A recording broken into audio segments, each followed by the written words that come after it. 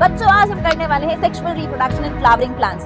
इसी चैप्टर के थ्रू तुम्हें रिवाइज करने मिलेंगे concept cell division, alternation of generation यानी कि प्लांट किंगडम और मॉर्फोलॉजी ऑफ फ्लावरिंग प्लांट्स के भी। देख चैप्टर में बहुत सारे टॉपिक्स हैं, बहुत सारे सब टॉपिक्स हैं, तो ये सारे सब टॉपिक्स हैं जो हमें कवर करना है। चैप्टर बहुत इंपॉर्टेंट है, 3 से 4 क्वेश्चन नीट एग्जाम में आ ही रहा है। हेलो एवरीवन, कैसे हैं सभी बच्चे? बहुत बहुत वेलकम है बेटा आपका, और मैं आपकी अपनी botany teacher doctor Garima Singh आपका स्वागत करती हूँ। आज हम स्टार्ट करेंगे हमारा बॉटनी का पहला चैप्टर जिसका नाम है sexual reproduction in flowering plants. और इस चैप्टर में हम सीखेंगे कि किस तरीके से एंजियोस्पर्म्स में सेक्सुअल रिप्रोडक्शन होता है। ठीक है, तो चलो कहानी चालू करते हैं और समझना स्टार्ट करते हैं कि इस चैप्टर को पढ़ने के लिए मुझे किस किस चीज की रिक्वायरमेंट पड़ेगी। सबसे पहले तो बेटा तुम ये समझ लो कि मेरे पास ना 11th में कुछ बहुत इंपॉर्टेंट चैप्टर्स थे जिनको समझ पाना मेरे लिए बहुत जरूरी था। कॉन्सेप्चुअली बहुत इंपॉर्टेंट टॉपिक्स थे। अगर मैंने उन्हें समझ के रखा है तो मैं उन्हें यहाँ अप्लाई करूंगी। अगर नहीं भी समझ रखा तो घबराने की कोई बात नहीं है। जहां जहां इन कॉन्सेप्ट्स की जरूरत आएगी मैं तुम्हें थ्रू आउट द लेक्चर समझाती चलूंगी। तो मेरा एक चैप्टर करने में ये 3 चैप्टर्स का रिविजन हो जाएगा। कौन से 3 चैप्टर्स हैं? Cell cycle, cell division. दूसरा चैप्टर प्लांट किंगडम जिसमें स्पोरोफाइट गेमेटोफाइट वाली बातें हैं। और तीसरा चैप्टर है मॉर्फोलॉजी ऑफ फ्लावरिंग प्लांट्स। तो काफी सारा पोर्शन उसका मेरा इस चैप्टर में रिवाइज होता जाएगा। तो जिनको भी लग रहा है कि 11th उतनी स्ट्रॉन्ग नहीं है, घबराए नहीं। एक सिंगल वीडियो से, एक सिंगल चैप्टर से तुम्हारे ये 3 चैप्टर्स बॉटनी के रिवाइज होने वाले हैं।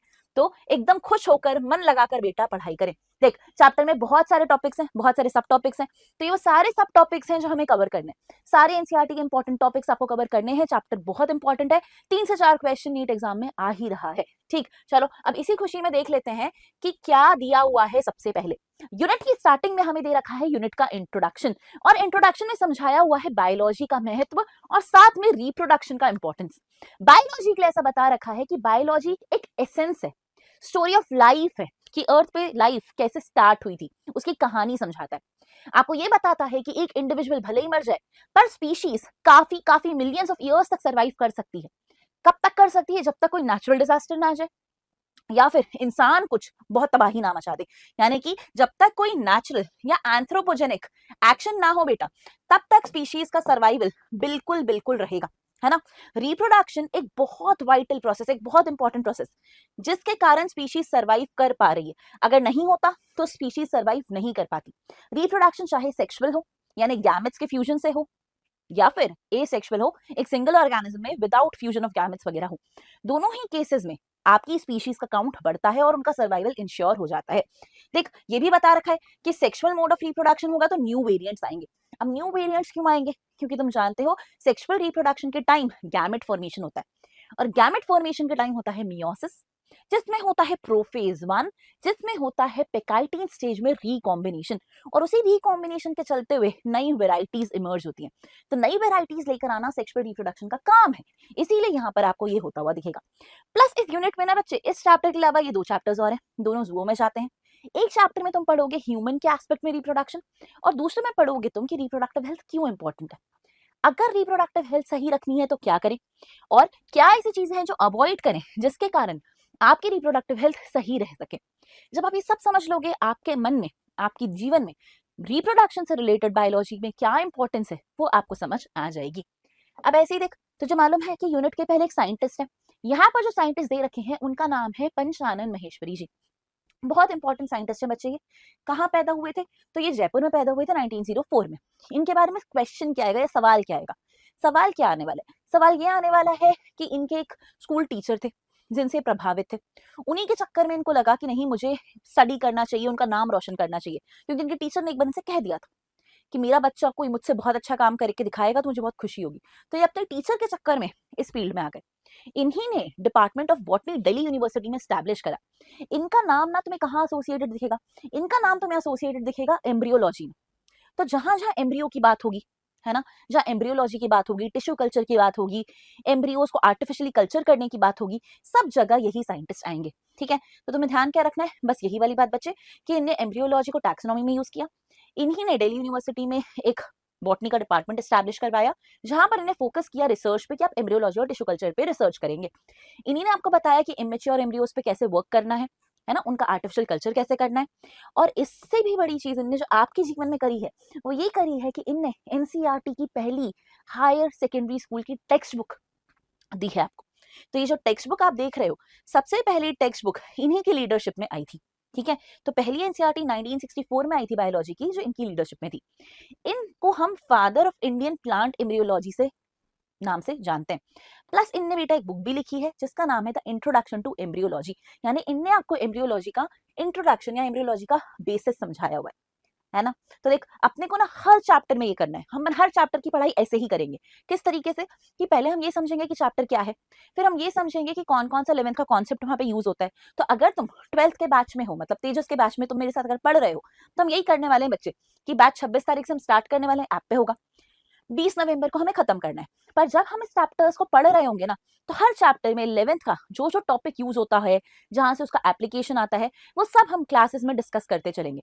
तो आज का लेक्चर जब तुम देखोगे तो तुम्हें समझ आएगा कि एनसीईआरटी पढ़ी कैसे जाती है, समझी कैसे जाती है। तो आज का लेक्चर तुम बहुत ध्यान से देखो, उससे तुम्हें समझ आएगा कि तुम्हारे पढ़ने में और एक ऐसे बच्चे के पढ़ने में जिसके फुल मार्क्स आते हैं क्या डिफरेंस होता है। ठीक है, तो इसी बात को ध्यान रखते हुए पढ़ना। अपने जितने भी बैचेस होंगे ये सब कहाँ चलने वाले हैं, तो अपने ऐप पे चलने वाले हैं। साथ में आपको डीपीपी मटेरियल, मेंटरशिप, टेस्ट, सब कुछ बच्चे फ्री मिलने वाले हैं। क्रैश कोर्स भी मिलेगा फरवरी के बाद, तो कंप्लीटली फ्री रहेगा। और एक एआई डाउट सॉल्वर जो किसी के पास नहीं है, वो भी अपन ने डेवलप कर लिया है। इसी के साथ साथ अगर तुम 11th में हो तो सेम तरीका होगा बच्चे पढ़ने का। बैचेस 26 से ही स्टार्ट होंगे, मई से, और कब खत्म हो जाएंगे, तो 20 दिसंबर अपनी डेडलाइन है। मतलब स्कूल के एग्जाम से पहले हम तुम्हारा पूरा 11th करा चुके होंगे। उसके बाद तुम्हारा रिविजन भी चालू हो जाएगा, एक क्रैश स्पीड से रिविजन भी करा देंगे, और बहुत सारे टेस्ट पेपर्स और प्रैक्टिस कराएंगे। और अगर आप एक ड्रॉपर हैं तो आपका भी कोर्स सेम दिन स्टार्ट हो रहा है, और कंप्लीशन की डेट है बेटा 20 जनवरी। इसका मतलब है कि हमारे पास पूरा फरवरी, पूरा मार्च, पूरा अप्रैल थ्रू आउट रहेगा, ताकि हम डिस्कस कर सके सारे के सारे मॉक टेस्ट और बहुत अच्छे क्वेश्चंस की प्रैक्टिस कर पाए।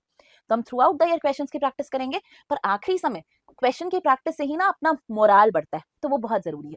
कोई भी ऐप अगर तुम्हें ज्वाइन करना है तो तुम्हें लिंक डिस्क्रिप्शन में मिल जाएगी, तुम फॉर्म फिल कर दो और बैचेस में अपने आप को फटाफट एनरोल कर लो, क्योंकि बैचेस में सीट्स लिमिटेड रहेंगी। अब चलो, अपना समय वेस्ट ना करते हुए अपन फिलहाल आगे चलते हैं और देखते हैं चैप्टर क्या कह रहे हैं। चैप्टर सबसे पहले ना बच्चे तुम्हें इंट्रोडक्शन में बताता है कि क्या तो इंपॉर्टेंस है फ्लावर की, तुम्हारी लाइफ में फ्लावर्स का क्या रोल है। तो तुम्हें पता है कि हम घूमने जाते हैं, नेचर को देखते हैं, तो फ्लावर्स हमें बहुत प्लीज करते हैं। हमारे पास एक फ्लोरिकल्चर नाम की चीज है वहां। क्या होता है फ्लोरिकल्चर? फ्लोरिकल्चर बेटा एक ऐसा साइंस होता है जिसमें तुम कल्टीवेट करते हो, ब्रीड करते हो और मार्केट करते हो फ्लावर्स को। मतलब तुम फ्लावर्स की आबादी बढ़ाते हो और उनको बेचते हो। तो ये है बेसिकली एक साइंस जहां पर कल्टीवेशन, मार्केटिंग सबसे डील किया जाता है फ्लावर्स की। यहाँ पर फ्लावरिंग क्यों इंपॉर्टेंट है? क्योंकि हम यहाँ बात कर रहे हैं फ्लावरिंग प्लांट्स यानी एंजियोस्पर्म्स की।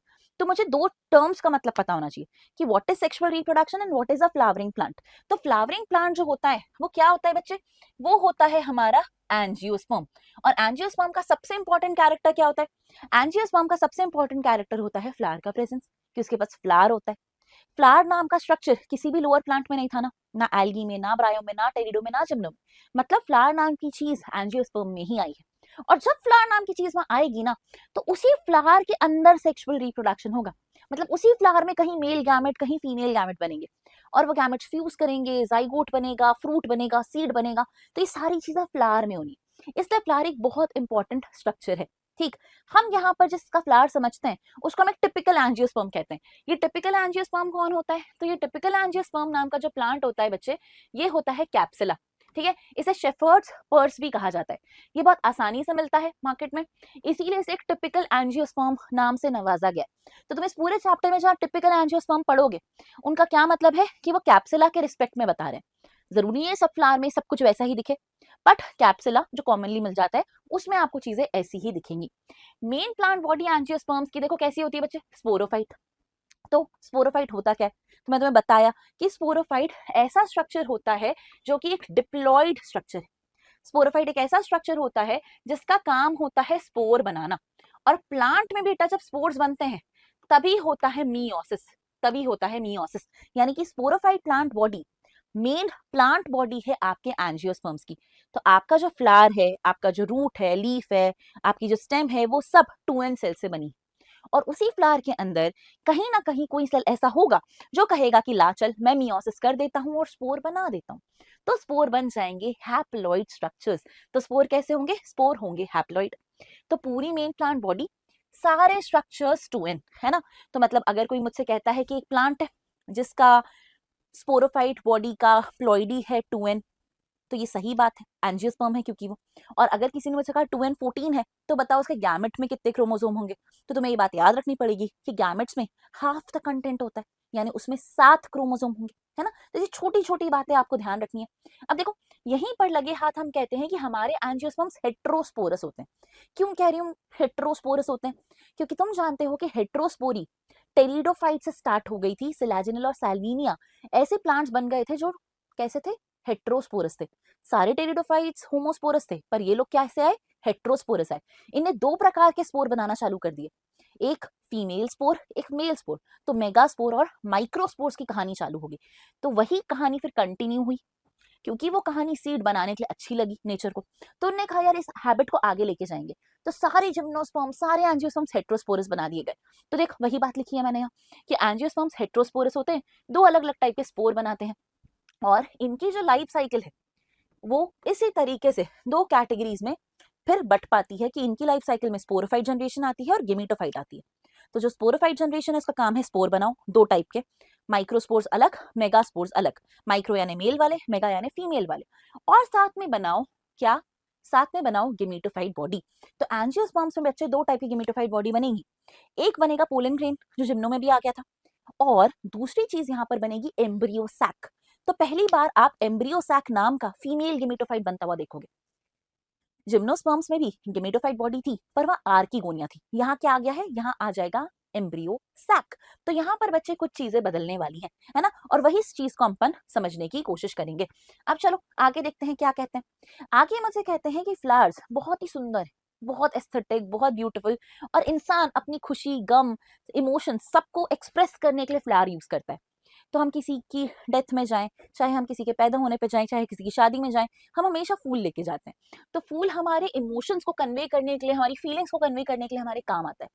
बट अगर आप बायोलॉजी के पॉइंट ऑफ व्यू से देखोगे ना, एक बायोलॉजिस्ट के पॉइंट ऑफ व्यू से देखोगे, तो आप रियलाइज करोगे कि वो कहते हैं कि फ्लावर एक एम्ब्रियोलॉजिकल मार्वल है, फ्लावर एक मॉर्फोलॉजिकल मार्वल है। मतलब इतनी सुंदर चीज है जो दिखने में तो बहुत अच्छी है ही, पर एम्ब्रियो भी उसके अंदर फॉर्म होता है। तो एम्ब्रियोलॉजी के एस्पेक्ट से भी बहुत ही बढ़िया चीज है। इसमें वो जगह है जहां पर सेक्सुअल रिप्रोडक्शन होता है ना। तो ये वाली बात भी हमको पता है, it is the site of sexual reproduction. पर बात ये आती है कि फ्लावर बनता कब है। ऐसा तो नहीं होता ना कि आज बीज उगाया और कल सीधा फूल उग गया। बीज उगाती हूँ तो पहले रूट सिस्टम डेवलप होता है, शूट सिस्टम डेवलप होता है, उसमें भी पहले ब्रांचेस आती हैं, लीव्स आती हैं। फ्लावर तो एक सर्टेन ग्रोथ के बाद ही आता है। यानी कि प्लांट की लाइफ साइकिल भी कुछ स्टेजेस में बटी हुई है कि पहले क्या होगा? पहले होंगे उसके वेजिटेटिव पार्ट्स का डेवलपमेंट।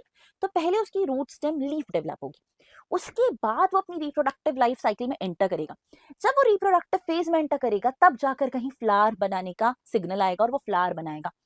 उसके बाद इवेंचुअली वो बूढ़ा होगा, यानी सेनेसेंस में एंटर करेगा, और फिर वो बेचारा मर जाएगा, क्योंकि वो लिविंग थिंग है और लिविंग थिंग्स इमॉर्टल नहीं होती until and unless single cell. तो ये वाली बात तो मैं जानती हूँ। तो होगा क्या बच्चे, आपको जब एक्चुअल फ्लावर दिखेगा ना, उससे काफी पहले प्लांट को ऐसा डिसीजन लेना पड़ेगा कि उसको फ्लावरिंग करनी भी है या नहीं। ये डिसीजन डिपेंड करता है सनलाइट के ऊपर, प्लांट के जेनेटिक्स के ऊपर कि प्लांट किस टाइप का है, कितनी लाइट उसको मिली, उसकी पत्तियां वो लाइट को रिसीव करेंगी, और उसके बाद जाकर उसके अंदर कुछ हार्मोनल और स्ट्रक्चरल चेंजेस होंगे। तो जब तक यहाँ पर कुछ हार्मोनल और स्ट्रक्चरल चेंजेस नहीं हो जाते ना, तब तक बच्चे आपका फ्लावर बनने वाला नहीं। तो तब जाके एक फ्लावर प्राइमोर्डिया या फ्लोरल प्राइमोर्डिया का डेवलपमेंट होगा। फिर इन्फ्लोरेसेंस आना चालू होगी और बहुत सारे फ्लावर बड्स दिखने लगेंगे और अल्टीमेटली फ्लावर्स दिखने लगेंगे। तो देखो ये होगा कैसे, ये सब कुछ ऐसे होगा बच्चे। तो आप इमेजिन करना कि एक पत्ती थी, आपकी इस पत्ती में धूप के कारण कुछ हाइपोथेटिकल सा हार्मोन बना है जिसका नाम रखा गया है फ्लोरिजिन। हाइपोथेटिकल है ना, फ्लोरिजिन नाम रखा है। अब ये फ्लोरिजिन यहाँ से ऐसे स्टेम की टिप पे जाता है, और यहाँ पर इसके पास जो बड्स होते हैं, जो एक्सेलरी बड्स थे, जो पहले शायद लीफ बनते, ब्रांच बनते, उनको जाकर सिग्नल करता है कि सुनो यार, अब तुम एक काम करो, अपने आप को फ्लोरल मेरिस्टम में चेंज कर लो, है ना, फ्लोरल मेरिस्टम में चेंज कर लो। तो वो अपने आप को फ्लोरल मेरिस्टम में चेंज करना शुरू करते हैं। पहले वो क्या करने वाले थे, इस तरीके से ग्रो होकर ब्रांच ब्रांच बनने वाले थे शायद, पर अब वो कह रहे हैं नहीं, अब हम फ्लावर बनेंगे।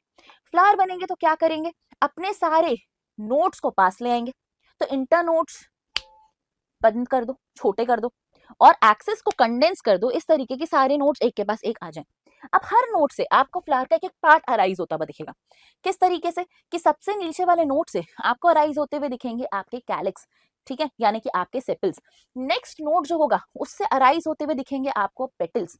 तीसरा नोड जो होगा बच्चे उससे अराइज होते हुए दिखेंगे स्टेमन, और चौथे से होता हुआ दिखेगा आपका गाइनोशियम, विच ऑल्सो मीन्स कि जिन नोड्स का काम था पत्ती बनाना, वो पत्ती बनाना छोड़ के फ्लावर बना रहे। तो इस तरीके से आपके पास ब्रांच ना डेवलप होते हुए, लीव्स ना डेवलप होते हुए क्या डेवलप होगा, फ्लावर डेवलप होगा। कब होगा, जब हार्मोनल चेंजेस हुए और स्ट्रक्चर में चेंजेस हुए, तब जाके ये फ्लावर नाम का स्ट्रक्चर डेवलप होता है। ये बात तुम बहुत अच्छे से जानते हो कि फ्लावर के कुछ पार्ट्स होते हैं, तो उन्हीं चीजों के बारे में हम बात करें। तो देख फ्लावर के क्या क्या पार्ट्स होते हैं, तो हम जानते हैं यार कि नीचे एक डंडी होती है पेडिसल नाम की।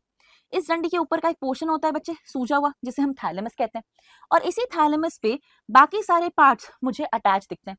तो क्या अटैच दिखता है मुझे, सबसे पहले दिखते हैं सेपल्स, फिर मुझे दिखाई देते हैं बेटा पेटल्स, फिर मुझे दिखाई देता है स्टेमन, और फाइनली मुझे दिखाई देता है सेंटर में गाइनोशियम। अगर मुझे चारों स्ट्रक्चर्स दिख जाएं तो मेरा फ्लावर कंप्लीट, मेरा फ्लावर बाइसेक्सुअल, है ना। इनमें से ये जो अंदर के दो हैं ये मेरे लिए ज्यादा जरूरी है। अंदर के दो कौन है, अंदर का दो है एंड्रोशियम, और सबसे सेंटर वाला है गाइनोशियम, यानी कि male and female part, male and female part. तो ये ज्यादा जरूरी है बच्चे। इनको हम बुलाएंगे एसेंशियल वर्ल्स, क्योंकि इनके बिना रिप्रोडक्शन नहीं हो सकता। तो जो गैमेट आपको बनाना है वो यहीं पर बनने वाला है। तो मेल गैमेट यहाँ कहीं बनेगा पोलन ग्रेन के अंदर, फीमेल गैमेट यहाँ कहीं बनेगा एम्ब्रियो सैक के अंदर। तो ये स्ट्रक्चर्स रिप्रोडक्शन में डायरेक्ट रोल प्ले करेंगे। और ये जो दूसरे दो स्ट्रक्चर्स हैं, जैसे कि कौन, जैसे कि ये आपका कैलिक्स और ये आपका कोरोला, इनका रोल जो है वो डायरेक्ट नहीं होगा। तो इनको हम एसेंशियल वर्ल्स में नहीं काउंट करते, इनको हम एक्सेसरी या नॉन एसेंशियल वर्ल्ड बुला लेते हैं, ठीक है, इनको हम नॉन एसेंशियल वर्ल्ड बुला लेते हैं।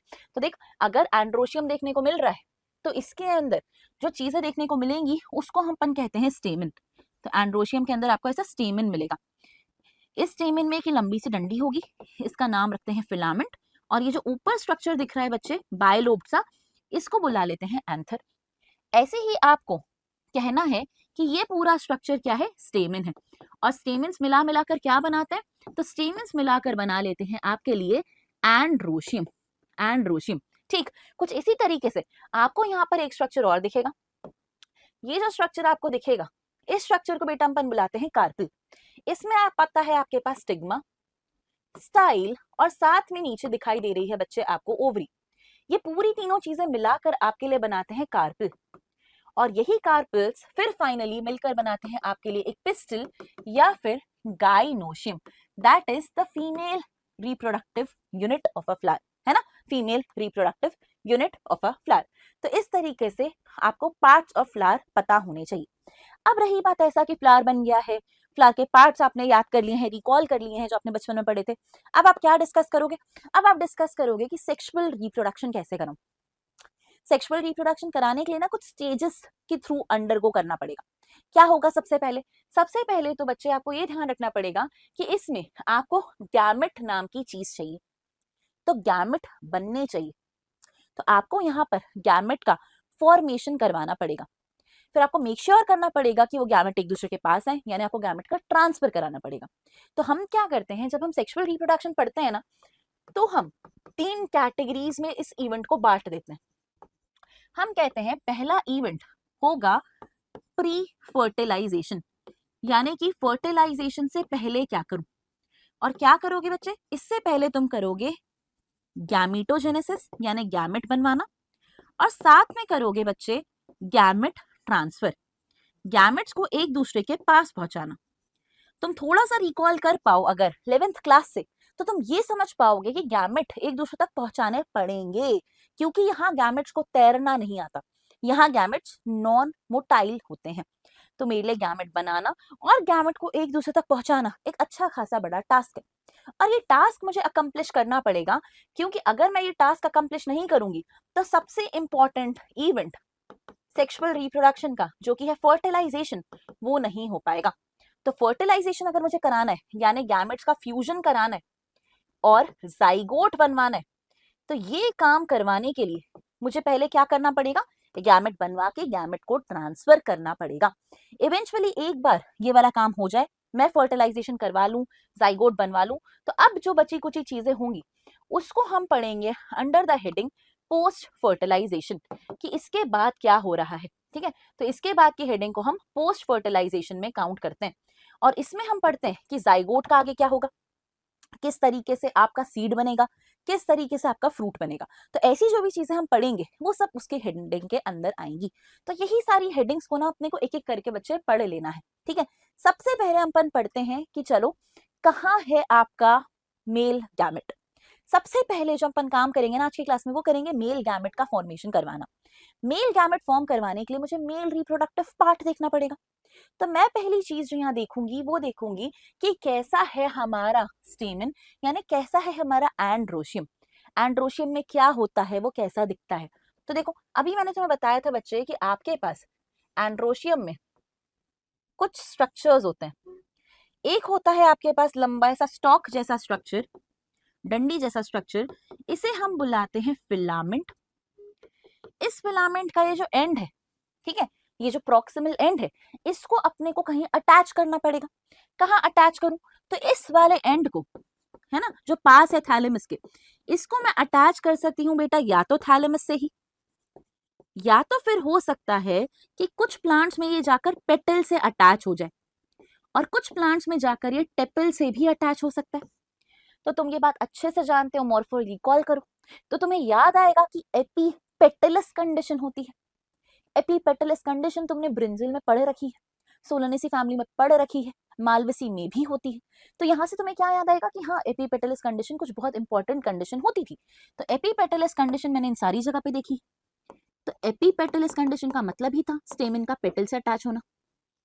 इसी तरीके से बच्चे तूने एपीफिलस कंडीशन भी देखी, और एपीफिलस कंडीशन हमने देखी है लिली में, यानी हमने देखी है लिलिएसी फैमिली में, है ना। तो एपीपेटलस मुझे ब्रिंजल का एग्जाम्पल बताया गया था, एपीफिलस मुझे बताया गया था लिली का एग्जाम्पल। तो देख मुझे वही बातें यहाँ पर रिकॉल करनी पड़ेंगी, क्योंकि क्वेश्चन मुझसे पूछ लेंगे कि कहाँ पर अटैच करूं फिलामेंट का प्रॉक्सिमल एंड। ऑप्शन देंगे थैलेमस, ऑप्शन देंगे पेटल, ऑप्शन देंगे टेपल, चौथा ऑप्शन देंगे ऑल ऑफ दीज। तो मुझे पता होना चाहिए सब जगह ये अटैच हो सकता है ना। तो एक ये चीज मुझे यहाँ पता होनी चाहिए। दूसरी चीज जो मुझे पता होनी चाहिए बच्चे, वो ये पता होनी चाहिए कि ऊपर भी एक स्ट्रक्चर दिख रहा है। ये जो ऊपर स्ट्रक्चर दिख रहा है ना तुम्हें, इस स्ट्रक्चर को अपन बुलाते हैं एंथर। और अगर मैं देखूं तो जनरली ये कैसा होता है, जनरली ये होता है बाय लोब्ड, है ना, जनरली होता है बाय लोब्ड, यानी इसके अंदर आपको ऐसे दो लोब्स दिखाई देते हैं, 1 and 2। ये दोनों लोब्स एक दूसरे से अटैच है ना। तो जहां पर ये दो लोब्स एक दूसरे से अटैच होते हैं वहां पर रहता है एक पोर्शन इनको अटैच करने के लिए, जिसे हम अपन कहते हैं कनेक्टिव। और इसी कनेक्टिव के अंदर वैस्कुलर बंडल रहते हैं, यानी कि जाइलम एंड फ्लोएम की मौजूदगी रहती है। तो दो लोब्स हैं एक दूसरे से अटैच्ड है, जहां पर अटैच्ड है मुझे कहा है कनेक्टिव, जिसके अंदर क्या मिलेगा आपको, जाइलम और फ्लोएम मिलेगा। तो पानी लेके आने का, खाना लेके जाने का, जो भी कार्यक्रम करना है वो यहाँ पर चल रहा होगा। अब देखो इसी के साथ साथ तुम्हें ये देखना है कि हर एक लोब को जब तुम देखोगे ना, तो हर एक लोब के अंदर होते हैं बेटा दो थीका। दो थीका यानी कि आपके लिए ये होता है डायथीकस टाइप का। डायथीकस यानी एक लोब के अंदर दो कंपार्टमेंट, एक नहीं दो कंपार्टमेंट। तो मैं अगर इस लोब को देखूं और इसको अंदर से झांकूं तो मुझे दिखेगा ये अंदर ही अंदर इस तरह से दो में बटा हुआ है, दो चेंबर्स में बटा हुआ है। तो एक बड़े रूम, बड़े रूम के अंदर दो छोटे रूम। ये दो छोटे रूम या छोटे कंपार्टमेंट्स डायथीकस कंडीशन बताते हैं। तो ये है बेटा मेरे दो थीका, यानी 2 कंपार्टमेंट्स। तो आप अगर जनरली देखोगे या यूजुअली देखोगे तो कंडीशन आपको ऐसी ही मिलेगी, बट हमेशा तो ऐसी नहीं मिलेगी, कुछ थोड़े अलग भी होते हैं।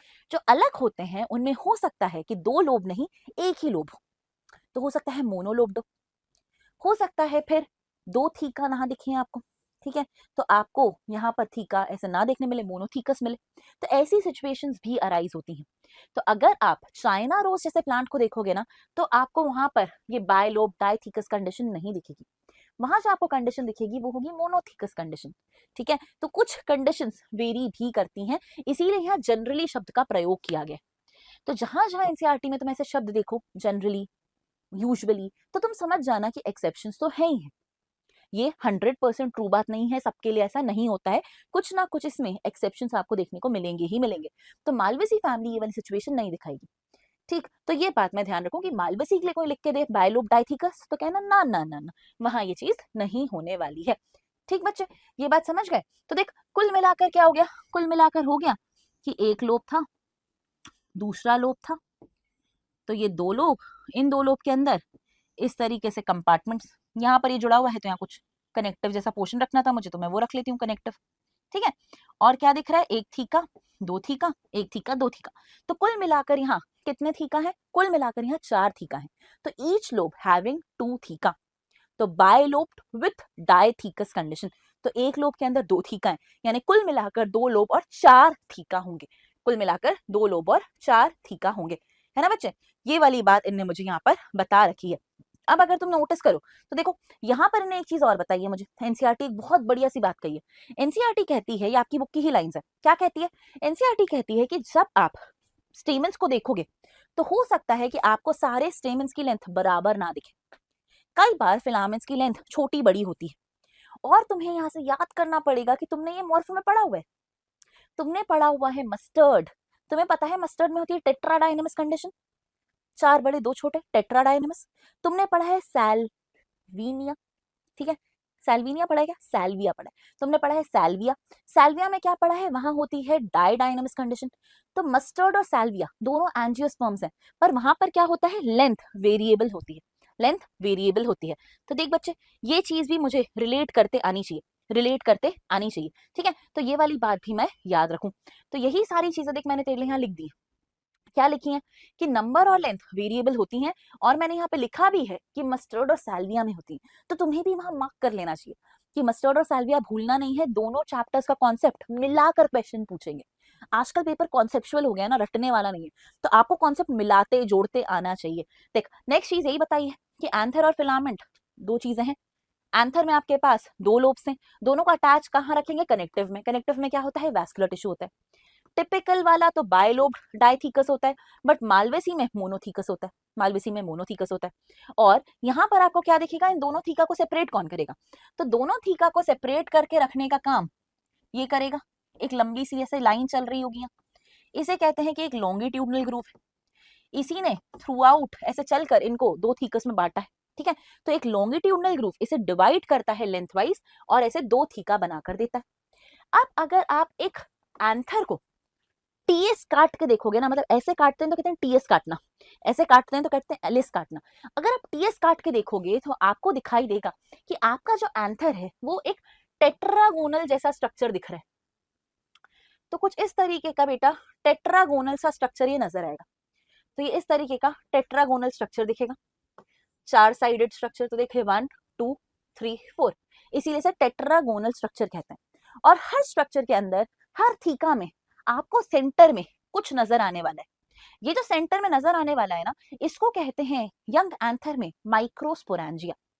ठीक, माइक्रोस्पोरेंजिया तुम जानते हो लोअर प्लांट्स में तुमने पढ़ा है कि उसका काम होता है माइक्रोस्पोर बनाना, स्पोरोफिल्स उसको सराउंड करके रखती थी और ऐसी बातें पढ़ी हैं तुमने, है ना। यहाँ पर कहाँ दिख रहा है तुम्हें, यहाँ पर तुम्हें दिखाई दे रहा है स्टेमन में, एंथर के अंदर, तो एंथर के अंदर तुम्हारा माइक्रोस्पोरेंजिया है, और तुम्हारे पास कुल मिला के 1 2 3 एंड 4 माइक्रोस्पोरेंजिया है, तो 4 माइक्रोस्पोरेंजिया देख पाते हो ना, इसीलिए इसे कहते हैं कि ये एक टेट्रास्पोरेंजिएट कंडीशन है। तो टेट्रास्पोरेंजिएट होता है यानी कि क्या होता है बच्चे, 4 माइक्रोस्पोरेंजिया मौजूद रहते हैं, तो अगर 4 थीका है तो 4 माइक्रोस्पोरेंजिया होंगे, 2 थीका है तो बाइस्पोरेंजिएट होगा, इस तरीके से टर्मिनोलॉजी बनती है। ठीक, ये बात समझ गए? तो आप क्या देखोगे, देखो कि एंथर 4 साइडेड स्ट्रक्चर, 4 माइक्रोस्पोरेंजिया, कहां पर, 2 इन ईच लोब, तो हर एक लोब में 2 2, तो एक लोब में 2 एक लोब में 2, हो गए मेरे पास कुल मिलाकर 4 माइक्रोस्पोरेंजिया। यही माइक्रोस्पोरेंजिया फ्यूचर में तुम्हारे लिए डेवलप होकर पोलन सैक बनाएंगे, यानी कि अगर ये तुम्हारा पूरा का पूरा एंथर है, तुमने इसको ऐसे कट करके ओपन किया है, तो इसके अंदर तुम अभी ऐसा कुछ स्ट्रक्चर देख रहे हो, ये स्ट्रक्चर ऐसे पूरा है, तो यहाँ पर इस तरीके से पोलन सैक बनेंगे बच्चे। तो ये माइक्रोस्पोरेंजिया जो अपन यहाँ गोला बना रहे हैं, ये ऐसे अंदर ही अंदर पूरा है, और इसके अंदर पोलन ग्रेन भर के रखने हैं तुझे फ्यूचर में, तो अभी ये फ्यूचर में झोला बन जाएगा, और इसके अंदर बहुत सारे पोलन ग्रेन्स का डेवलपमेंट होगा। अभी पोलन ग्रेन है क्या, अभी नहीं है, जब तक ये माइक्रोस्पोरेंजिया है पोलन ग्रेन नहीं है, बट फ्यूचर में इसके अंदर पोलन ग्रेन डेवलप कराने, तो अभी इसके अंदर जो सेल्स होंगे ना उनके अंदर कुछ चेंजेस लाने पड़ेंगे ताकि वो पोलन ग्रेन में बदल सके। तो यही अपन अभी यहाँ पर सीखेंगे, ठीक है। तो क्या होगा, पोलन सैक ये फ्यूचर में बनेगा, थ्रू आउट द लेंथ चलेगा और उसके अंदर फ्यूचर में पोलन ग्रेन तुझे देखने को मिलेंगे। ये जो बायलोब नेचर होता है ये बहुत अच्छे से देख सकते हैं जब अपन टीएस काटते हैं। तो टीएस काटा तो मुझे ये बायलोब नेचर बहुत बढ़िया से दिखाई दिया। अब मैं क्या करूंगी, अब मैं देखती हूँ कि वो जो अंदर माइक्रोस्पोरेंजिया है वो अभी कैसा दिखता है, यंग एंथर में माइक्रोस्पोरेंजिया दिखता कैसा है। तो देख उसको देखेंगे ना बच्चे अपन, तो हमें समझ आएगा कि हर एक माइक्रोस्पोरेंजिया एक नियरली सर्क्यूलर होता है। तो ये लगभग लगभग ऐसा सर्कल जैसा दिखता है और इसके बाहर कुछ ऐसे 4 वॉल लेयर्स होती, 4 वॉल लेयर्स होती। तो कुछ इस तरीके का बेटा ये स्ट्रक्चर दिखेगा, ऐसा सर्क्यूलर सा माइक्रोस्पोरेंजिया और इसके बाहर 4 वॉल की लेयर्स आनी, 4 वॉल की लेयर्स, ठीक है। 4 वॉल की लेयर्स में क्या क्या, तो सबसे बाहर जो वॉल की लेयर दिखेगी ना वो होती है मेरी आउटर मोस्ट लेयर, और तुम जानते हो आउटर मोस्ट लेयर तो हर जगह एपिडर्मिस होती है ना, तो सबसे बाहर दिख जाएगी तुझे एपिडर्मिस। इसके बाद जो वॉल लेयर दिखेगी बच्चे, उस वॉल लेयर का नाम क्या रखा है, उस वॉल लेयर का नाम रखा है एंडोथीशियम। तो इसके बाद दिखाई देगी बेटा एंडोथीशियम, एंडोथीशियम। फिर मुझे दिखाई देने वाली है मिडिल लेयर्स, मिडिल लेयर्स। तो इसके बाद मुझे मिडिल लेयर दिखाई देंगी, ये middle layer usually 1 to 3 cell layer thick होती है, तो ये मुझे दिखाई देगी मिडिल लेयर। कितनी बताई मैंने, 1 to 3 लेयर थिक होती है, ठीक है। और फाइनली मुझे सबसे अंदर की तरफ दिखाई देगा मेरा टैपेटम, टैपेटम। टैपेटम के सेल्स काफी स्पेशल होते हैं, काफी स्पेशल। टैपेटम के सेल्स को देखेंगे ना तो ऐसा घने घने से दिखेंगे, ऐसा लगेगा इनके अंदर बहुत कुछ बन रहा है, बहुत कुछ बन रहा है। और साथ साथ ऐसा भी दिखाई देगा कि उसके अंदर न्यूक्लियस एक से ज्यादा है, न्यूक्लियस एक से ज्यादा है। मतलब टैपेटम के सेल्स कैसे दिखेंगे, टैपेटम के सेल्स की प्लॉइडी पॉलीप्लॉइडी हो सकती है, टैपेटम के सेल्स मुझे मल्टी न्यूक्लिएट दिख सकते हैं। तो यहाँ पर या तो 2 न्यूक्लियस दिखाई देंगे या तो फिर डेटा दिखाई देंगे 2 से भी ज्यादा, यानी एक मल्टी न्यूक्लिएट कंडीशन दिखाई पड़ सकती है। तो अगर हम इसको गौर से देखें ना तो मुझे समझ आने वाला है कि एक माइक्रोस्पोरेंजिया के बाहर 4 वॉल लेयर्स हैं। बाहर से अंदर आऊं तो एपिडर्मिस है, एंडोथीशियम है, मिडिल लेयर है और फिर tapetum. Tapetum inner most layer है। टैपेटम का काम बड़ा इंपॉर्टेंट काम, टैपेटम का काम है, पहला काम नरिशमेंट प्रोवाइड करना। किस चीज को, इसके अंदर के सेल्स को। तो इसके अंदर क्या सेल्स हैं, तो इसके अंदर भरे हुए हैं बेटा एक जैसे दिखने वाले ढेर सारे सेल्स। तो माइक्रोस्पोरेंजिया के अंदर एक जैसे दिखने वाले सेल्स होते हैं, जिन्हें हम कहते हैं कि ये होमोजेनस सेल्स हैं जो कॉम्पैक्टली अरेंज है। कॉम्पैक्टली मतलब बहुत पास पास अरेंज है, बीच में इनके एयर स्पेस वगैरह नहीं है, बहुत पास पास अरेंज है। और ये जो एक जैसे सेल्स आपको यहाँ नजर आते हैं, इन सारे सेल्स को हम बुलाते हैं स्पोरोजीनस टिश्यू, स्पोरोजीनस टिश्यू। अब देखो ये मेन प्लांट बॉडी में है ना, फ्लावर के अंदर पूरा का पूरा स्ट्रक्चर 2n था, तो ऑब्वियस सी बात है कि एपिडर्मिस भी 2n था, एंडोथीशियम भी 2n था, मिडिल लेयर के सेल्स भी 2n है। टैपेटम के सेल्स में लेकिन पॉलीप्लॉइडी आ चुकी है, तो यहाँ पर प्लॉइडी बढ़ गई है, मतलब नंबर ऑफ क्रोमोसोम्स आपको ज्यादा दिखेंगे। हो सकता है सेट डबल हो चुका हो, 4 गुना हो चुका हो, 8 गुना हो चुका हो, तो डिपेंड कर रहा है कि कितनी बार न्यूक्लियस डिवाइड हुआ, क्योंकि साइटोप्लाज्म पीछे पीछे डिवाइड नहीं हुआ। यानी कैरियोकाइनेसिस तो हुआ है बट साइटोकाइनेसिस नहीं हुआ है ना, उसके कारण आपको टैपेटम इस कंडीशन का दिखेगा। तो आपकी एनसीईआरटी आपसे क्वेश्चन भी पूछती है, कहती है बाई न्यूक्लिएट मल्टी न्यूक्लिएट क्यों है, तो आप क्या बताते हो, आप बताते हो कैरियोकाइनेसिस अकर्ड, ठीक है। तो karyokinesis occurred but cytokinesis did not follow. तो साइटोकाइनेसिस पीछे पीछे नहीं हुआ। साइटोकाइनेसिस अगर नहीं होगा तो आप क्या समझ पाओगे, आप ये समझ पाओगे कि हाँ यार मल्टी न्यूक्लिएट कंडीशन इस कारण से अराइज हो रही है। तो मल्टी न्यूक्लिएट कंडीशन अराइज होने के पीछे का रीजन ये है। अब मल्टी न्यूक्लिएट कंडीशन से कुछ फायदा है क्या, तो हाँ मल्टी न्यूक्लिएट कंडीशन से फायदा है, ज्यादा न्यूक्लियस है, ज्यादा प्रोटीन बनाएंगे, ज्यादा स्ट्रक्चर्स डेवलप करेंगे, तो ज्यादा नरिशमेंट दे पाएंगे अंदर के सेल्स को। तो इनका काम क्या है, नरिशमेंट देना। किसको देना, इन स्पोरोजेनस टिश्यू के सेल्स को। इन स्पोरोजेनस टिश्यू के सेल्स को ना बच्चे फ्यूचर में चेंज होना है। किस चीज में चेंज होना है, तो इन्हें चेंज होना है माइक्रोस्पोर मदर सेल, यानी कि पोलन मदर सेल में। जब ये मदर सेल बनेंगे तो तुम जानते हो देखो मदर सेल्स मियोसिस करते हैं, और मदर सेल्स के मियोसिस से फाइनली तुम्हारे पास बनेगा पोलन ग्रेन। तो इन शॉर्ट आपके टैपेटम का काम है डेवलपिंग पोलन ग्रेन को नरिशमेंट देना, और उसको नरिशमेंट देने के लिए किसको नरिशमेंट देना पड़ेगा? उसके मदर सेल को। तो पहले आप मदर सेल्स को नरिशमेंट दो, फिर वो नरिशमेंट ले लेकर अपने आप को मियोसिस करवा के डिवाइड करवाएंगे, और इवेंचुअली आपका पोलन ग्रेन डेवलप होगा। ठीक है, पोलन ग्रेन डेवलप होगा। तो पोलन ग्रेन यहाँ अंदर डेवलप होने वाले माइक्रोस्पोरेंजिया के अंदर। यही माइक्रोस्पोरेंजिया लंबा थ्रू आउट चल रहा है, जिसके अंदर क्या भर जाएंगे? फिर ढेर सारे पोलन ग्रेन। इस तरीके से बच्चे अपने को यहाँ पर काम कराना है, इस तरीके से अपने को यहाँ काम कराना है। तो देख, एक काम तो टैपेटम का यही है कि नरिशमेंट देना डेवलपिंग पोलन ग्रेन को। और भी काम है इसके। और क्या काम है इसके? काम है कि ये नरिशमेंट देने के अलावा कुछ चीजें सिक्रीट करे। तो ये कुछ चीजें सिक्रीट करता है, जैसे कि एंजाइम सिक्रीट करता है कैलेज नाम का। अभी बताऊंगी इसका क्या काम आता है। इसी तरीके से इसका काम है कि ये अपने आप को धीरे धीरे जब खत्म करे तो ये कुछ प्रो ओबिश बॉडीज में कन्वर्ट हो जाए।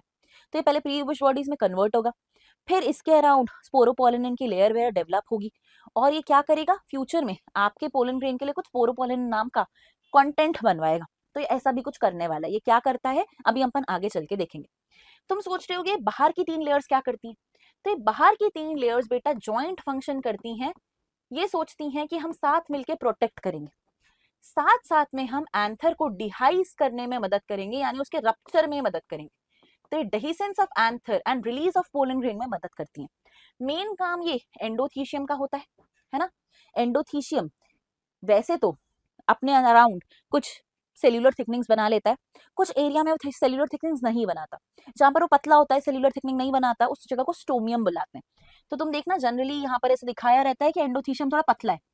यहाँ का एंडोथीशियम अगर पतला है, फाइबर्स एब्सेंट है, तो इस जगह का नाम रखा जाता है स्टोमियम। स्टोमियम। और स्टोमियम वो जगह होती है जहां से तुम्हारा ये एंथर रप्चर होता है और पोलन ग्रेन्स बाहर निकलते हैं, है ना। तो बाकी सब जगह से एंडोथीशियम थिक हो जाएगा, सेल्यूलोजिक थिकनिंग्स रख लेगा, बट यहाँ पर नहीं रखेगा। जब नहीं रखेगा, कैलोस के फाइबर्स नहीं डेवलप करेगा, तो ये यहाँ से फटना इजी हो जाएगा, पोलन ग्रेन को आप इजीली लिबरेट कर पाओगे। ठीक, यहाँ पर वो एरिया है बच्चे जिसे अपन ने क्या बुलाया था? कनेक्टिव, जिसके कारण ये अभी भी जुड़ा हुआ है ना, दोनों लोब्स जुड़े हुए हैं। यही स्ट्रक्चर देख यहाँ तेरी एनसीईआरटी में बना है। तो यही स्ट्रक्चर जो एनसीईआरटी में बना है वो तुम यहाँ देख सकते हो। तो ये एनसीईआरटी वाला स्ट्रक्चर है। इसी को तुम अगर देखोगे तो तुम नोटिस करोगे कि यहाँ पर इनने एपिडर्मिस बनाई है, फिर इनने बनाई है एंडोथीशियम, फिर इनने बनाई है मिडिल लेयर। तो यहाँ पर कपल ऑफ लेयर थिक दिखाई है, पर ये 1 से 3 लेयर के बीच में थिकनेस दिखा सकती है। फाइनली दिखाया है टैपेटम। डायग्राम में एक गलती है कि न्यूक्लियस एक ही दिखाया है, पर देख साइटोप्लाज्म घना दिखाया है। तो ऐसे 2 न्यूक्लियस बना के आना स्कूल में बनाया अगर तो, और नीट में बनाएगा तो बनाना ही नहीं है। खैर मार्क करना है तो सीधे सीधे मार्क कर देना कि ये घना घना वाला टैपेटम है। और टैपेटम के अंदर यहाँ पर लेबल कर दिया है माइक्रोस्पोर मदर सेल। ये माइक्रोस्पोर मदर सेल कौन है? वही है जो पहले स्पोरोजीनस टिश्यू था। तो sporogenous tissue microspore mother cell में चेंज होगा, और फिर जाकर ये क्या करेगा? मियोटिक डिवीजन करके माइक्रोस्पोर बनाएगा। नाम से ही समझ आ रहा है कि इसे माइक्रोस्पोर बनाना होगा। ठीक बच्चे, इसी डायग्राम में यहाँ देखेगा तो ये कनेक्टिव दिखेगा। देखा, तो ये 2 लोब्स को जोड़ के रखने का काम ये कनेक्टिव का था, है ना। ये 4 माइक्रोस्पोरेंजिया थे। सबसे बाहर, इसके जस्ट बाहर टैपेटम, उसके बाद मिडिल लेयर, फिर एंडोथीशियम और फिर एपिडर्मिस। तो इस तरीके से ये स्ट्रक्चर मैंने देखा। यहाँ पे तुम्हें दिख रहा होगा, देखो कि ये फट गया। कहाँ से फटा है? ये एग्जैक्टली उस जगह से फटा है जहां पर एंडोथीशियम आके पतली हो गई थी। तो यहाँ तक एंडोथीशियम को इतना मोटा दिखा है, यहाँ पर आकर पतली कर दी, और जैसे ही पतली करी यहाँ से फाड़ दिया। यानी ये जगह क्या है? ये जगह है स्टोमियम। स्टोमियम अंदर ही अंदर जब पोलन ग्रेन डेवलप हो जाएंगे तो फिर जब ये फटेगा तो यहाँ से बाहर निकलेंगे। तो इनका काम है यहाँ से बाहर निकलवाने में मदद करना। ठीक है, तो ये क्या था? ये था मेरा पूरा का पूरा माइक्रोस्पोरेंजिया का स्ट्रक्चर। अब कहने को तो एनसीईआरटी में ज्यादा बातें लिखी नहीं है, बट ये एक इंपॉर्टेंट टॉपिक है ना। तो यहाँ से कुछ क्वेश्चन बच्चे बाहर से भी आता है, तो उसी चीज के लिए मैंने तेरे लिए कुछ बढ़िया से नोट्स प्रिपेयर करें, वो मैं तुझे फटाफट से बता देती हूँ। देखिए क्या कह रहे हैं, ये कह रहे हैं एपिडर्मिस क्या है, तो हम बताते हैं ना कि आउटर मोस्ट लेयर थी। ठीक है, किस चीज की? एंथर की। कैसी होती है? एक ही लेयर थिक होती है, सिंगल सेल थिक होती है। आउटर मोस्ट प्रोटेक्टिव लेयर है ये। इसके बाद की लेयर है एंडोथीशियम, जो मैंने अभी तुमसे कहा कि जनरली फाइब्रस होती है, एपिडर्मिस के नीचे होती है। इसमें भी सिंगल सेल थिकनेस ही होती है। जब ये मैच्योर होता है एंथर, तो इसके अंदर कुछ चेंजेस आते हैं, और एंडोथीशियम की वॉल अपने आप को बदलने की कोशिश करती है। तो जितने भी सेल्स है ना जो बाहर की तरफ थे वो तो पतले ही रहते हैं, पर उनके अंदर की जो वॉल्स है और जो उनके रेडियल वॉल्स है वो थिक होने लगती हैं, क्योंकि वहां अल्फा सेल्यूलोज फाइबर्स आ जाते हैं, कैलोस बैंड्स बनने लगते हैं। ठीक है, और कुछ प्लेसेस पे जहां ये कैलोस बैंड्स नहीं बनते, जहां ये थिकनिंग्स एब्सेंट होती हैं, उन जगहों को हम बुलाते हैं फिर स्टोमियम। ठीक, क्या मदद होती है वहां, वहीं से हम इसको फाड़ पाते हैं, क्योंकि जहां पर सेल्यूलोज के फाइबर्स होंगे वहां से तो स्ट्रेंथ मिलेगी, वहां से नहीं फाड़ पाएंगे, तो जहां ये एब्सेंट होंगे वहां से ये ओपन अप होगा। इसका नेचर होता है बेटा हाइग्रोस्कोपिक।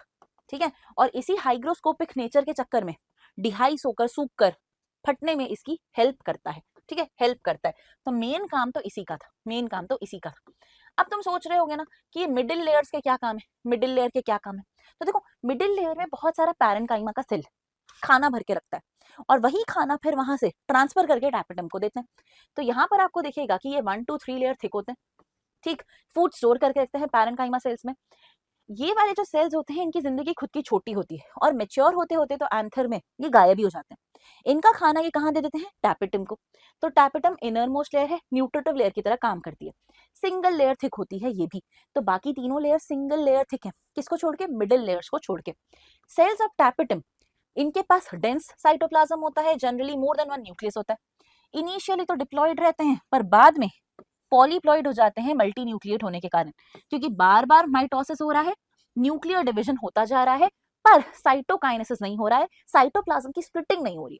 तो मैं क्या करूं, अंदर न्यूक्लियस बढ़ जाते हैं।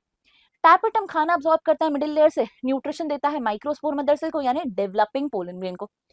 और मेच्योर एंथर में इसीलिए टैपेटम भी खत्म हो जाता है, बचता ही नहीं है, उसका सर्वाइवल रहता ही नहीं है।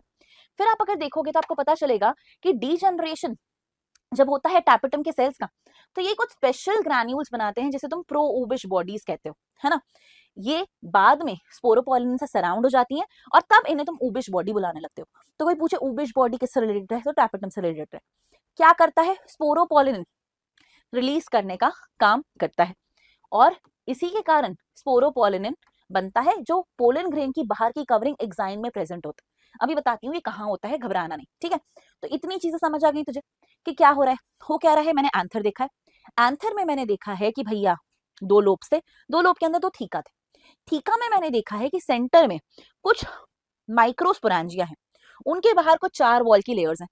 सबसे बाहर epidermis single, endothecium single, middle layer 1 से 3, टैपेटम सिंगल, और फिर अंदर माइक्रोस्पोरेंजिया। अंदर वाले माइक्रोस्पोरेंजिया में क्या भरने बोला है मैंने तुझे यहाँ भरने बोला है बेटा स्पोरोजीनस टिश्यू। तो यहाँ स्पोरोजीनस टिश्यू मिलेगा। ये जो स्पोरोजीनस टिश्यू मिलेगा ना, इसकी प्लॉइडी 2n थी। इसको तुझे बोलना है कि चलो भैया समय आ चुका है कि आप बड़े हो जाएं और डेवलप कर लें अपने आप को इनटू माइक्रोस्पोर मदर सेल। तो हर एक स्पोरोजीनस टिश्यू सेल क्या बनेगा, माइक्रोस्पोर मदर सेल बनेगा। माइक्रोस्पोर मदर सेल, तो मदर सेल्स का काम होता है मियोसिस करने का। तो अब ये मियोसिस करेगा बच्चे, ठीक है, अब ये मियोसिस करेगा। मियोसिस यानी रिडक्शन डिवीजन।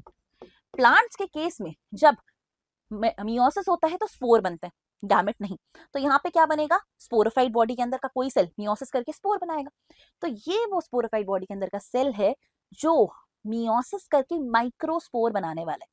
तुम पहले से जानते हो देखो कि अगर ये एक सेल होता तो पहले ये करता मियोसिस 1 और ये बनाता 2 सेल्स, है ना, 2 सेल्स, तो 2 सेल्स बनते, तो इन्हें तुम बुलाते माइक्रोस्पोर डाइयाड, माइक्रोस्पोर डाइयाड। और तुम याद करके देखोगे तो तुम्हें याद आ भी जाएगा कि यहाँ पर अगर 2n सेल है तो इसमें डीएनए सेल डिवीजन के टाइम पर या सेल डिवीजन से पहले सेल साइकिल के टाइम पर एस फेज में डबल होकर 4c हो गया था। तो एस फेज में डीएनए का डबल होकर 4c हो जाता है, और मियोसिस 1 में रिडक्शन डिवीजन के बाद सेल की प्लॉइडी तो हैप्लॉइड हो जाती है, डीएनए भी आधा हो जाता है, पर डीएनए अभी भी डबल रहता है क्योंकि 2c रहता है। एक हैप्लॉइड सेल में c अमाउंट ऑफ डीएनए रहता है, ठीक है, टोटल अमाउंट ऑफ डीएनए जो उसका पूरे इन्फॉर्मेशन कंटेन करता है उसकी वैल्यू c होती है, पर यहाँ पर डबल है। इसी डबल चीज को खत्म करने के लिए तो मियोसिस 2 करते थे, इसको आधा करने के लिए मियोसिस 2 करते थे, जो पूरा इक्वेशनल डिवीजन यानी माइटोसिस जैसा था। और जब तुम वो करते थे तो तुम्हारे पास 4 सेल्स बनते थे, ये चारों सेल्स ऐसे आपस में चिपके हुए। तो ये चारों सेल्स क्या दिख रहे हैं बेटा, ये चारों सेल्स मुझे दिख रहे हैं टेट्राड। तो इन्हें हम बुलाते हैं माइक्रोस्पोर टेट्राड, ठीक है।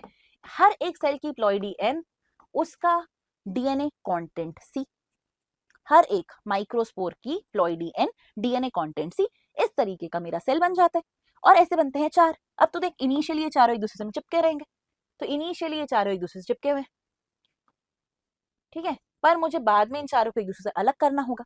इनको अलग करने के लिए जो एंजाइम मुझे जरूरी पड़ेगा उसी का नाम है कैलेज, और वो टैपेटम से ही रिलीज हुआ था।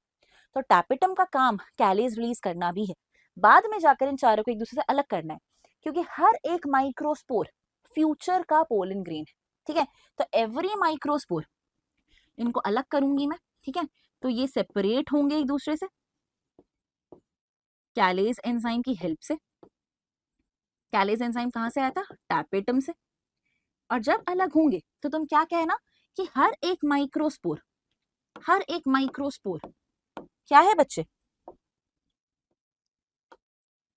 हर एक माइक्रोस्पोर, अरे क्या हो गया है?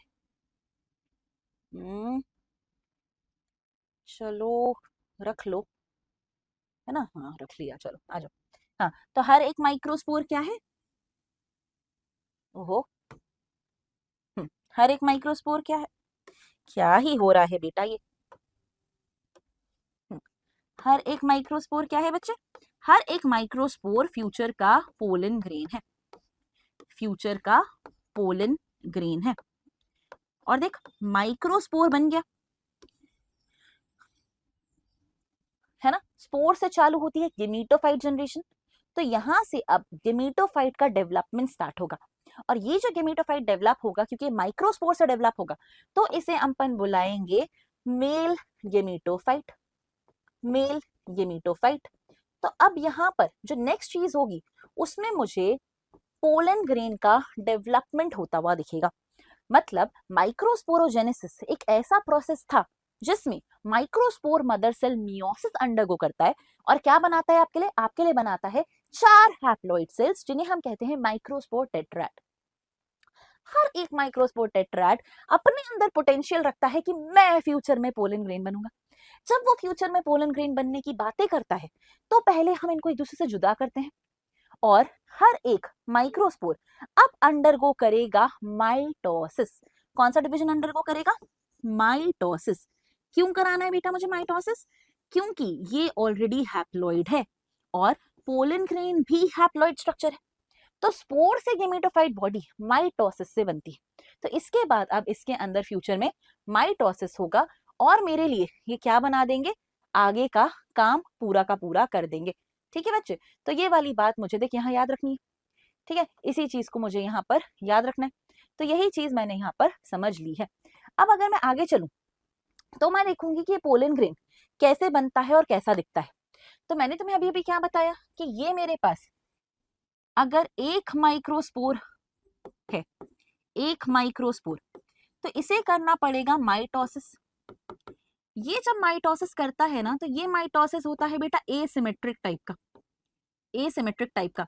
मतलब यहाँ 2 सेल्स तो बनेंगे पर ये दोनों सेल्स एक बराबर नहीं होंगे, एक बराबर नहीं होंगे।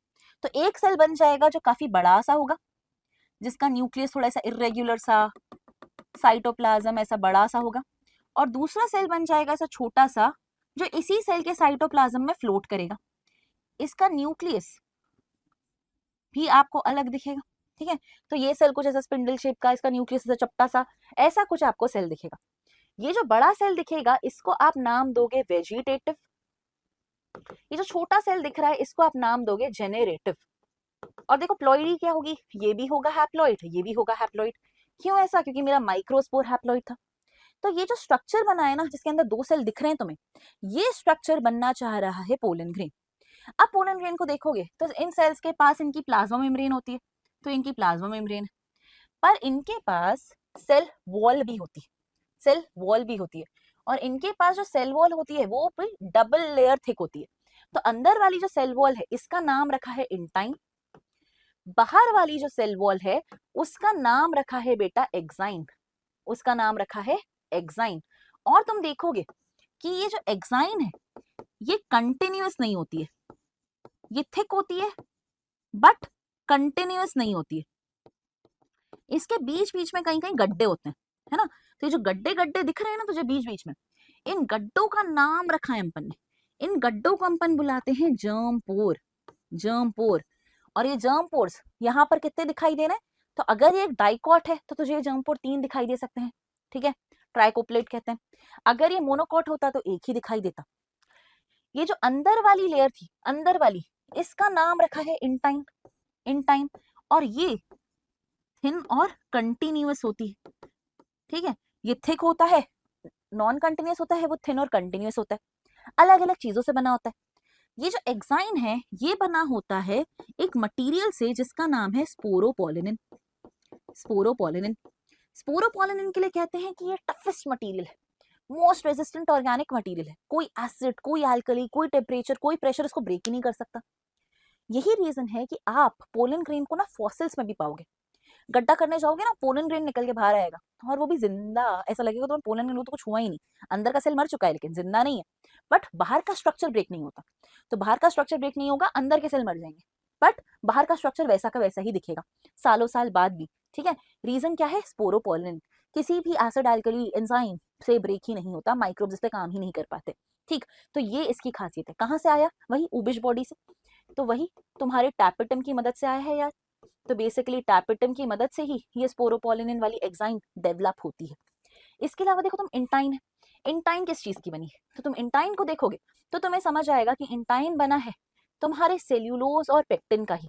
तो जैसी नॉर्मल सेल वॉल होती है, इंटाइन वैसी सेल वॉल, इंटाइन वैसी सेल वॉल है। अब सवाल क्या आ जाएगा? देख सवाल में ये डायग्राम आ जाएगा। अब जब तो ये डायग्राम देखेगा तो तुम्हें समझ नहीं आएगा हो क्या रहा है, पर ये तुझसे कह रहे हैं कि हमने तुझे स्टेजेस दिखाई हैं माइक्रोस्पोर को पोलन ग्रेन में मैच्योर होते टाइम। तो ये माइक्रोस्पोर है, ठीक है, माइक्रोस्पोर कैसा सेल? Haploid cell. अब यहाँ पर ये दो स्ट्रक्चर्स दिखा रखे हैं, ये कह रहे हैं ये दो वैक्यूल्स हैं, तो सेल का बंटवारा होना है ना, तो ये सेल में दो वैक्यूल दिख रहे हैं तुझे।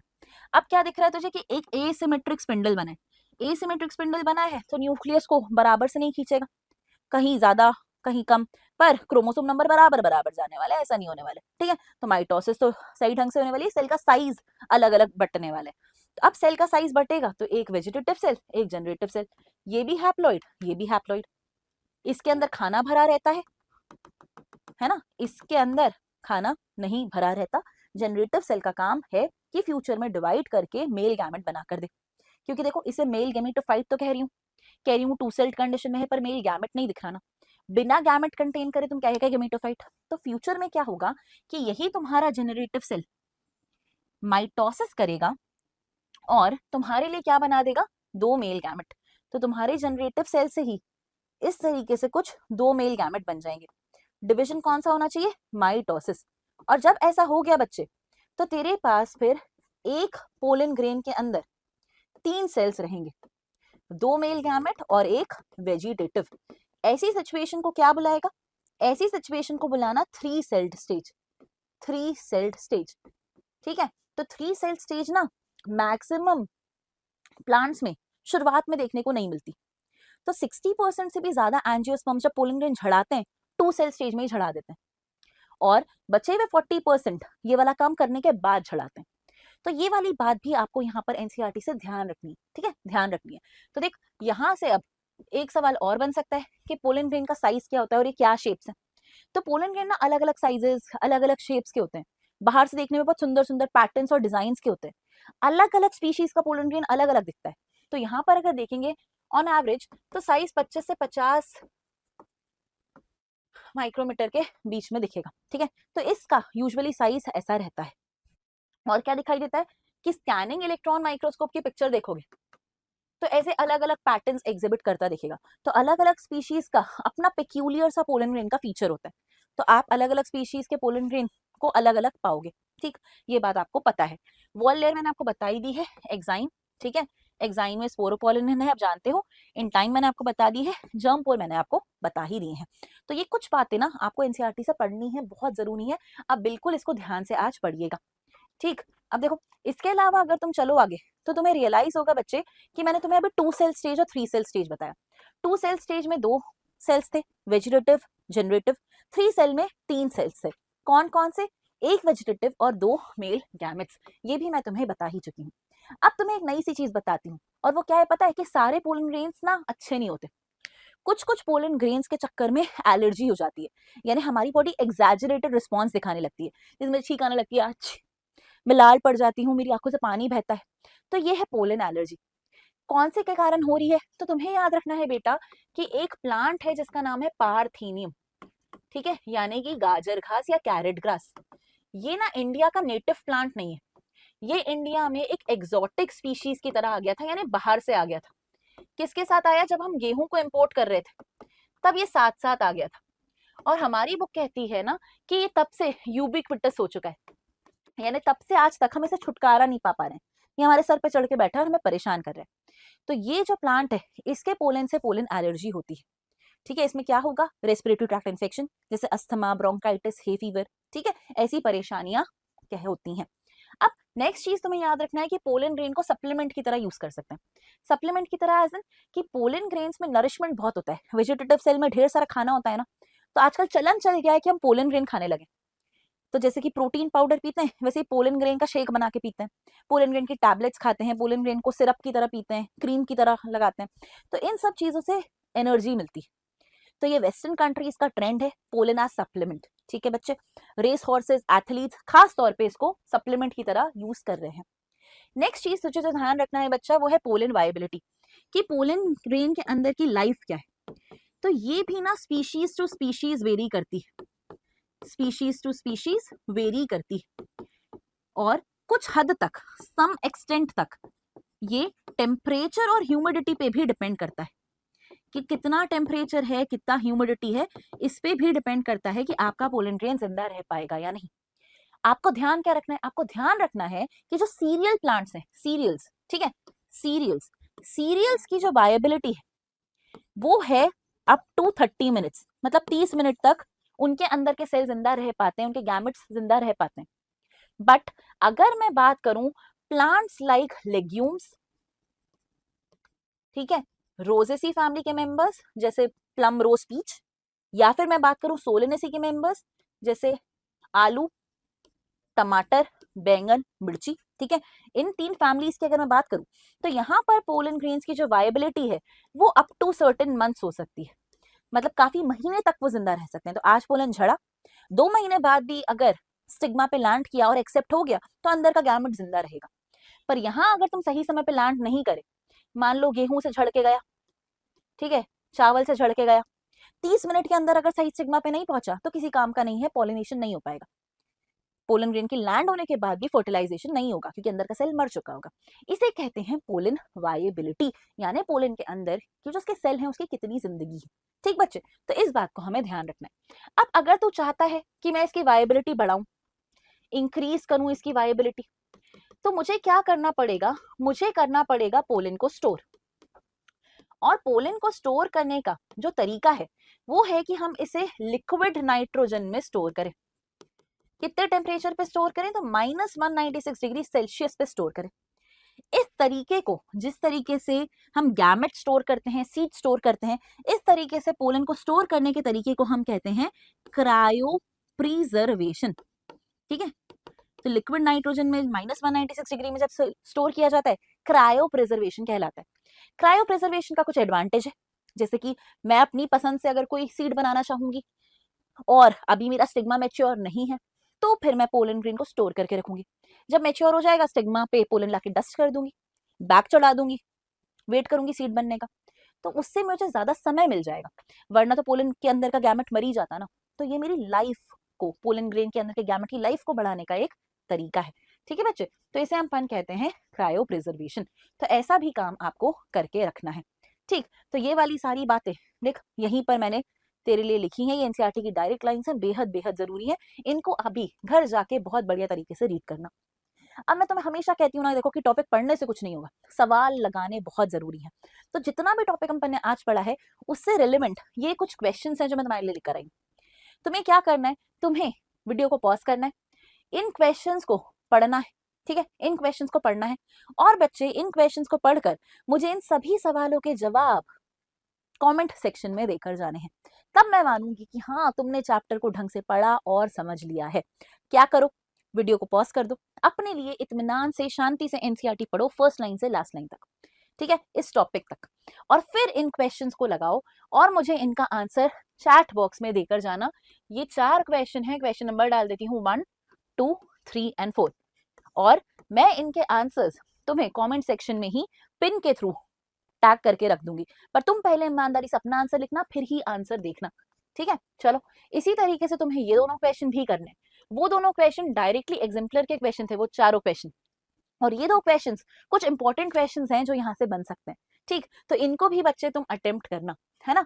हर क्लास में अपन यही करा करेंगे, टॉपिक समझेंगे, फिर मैं तुम्हें कुछ क्वेश्चन दूंगी, वो तुम्हें सॉल्व करने होंगे, और फिर हम नेक्स्ट क्लास में उन्हें डिस्कस करेंगे, ताकि मैं ये समझ सकूं तुम्हारी अंडरस्टैंडिंग कितनी डेवलप हुई है।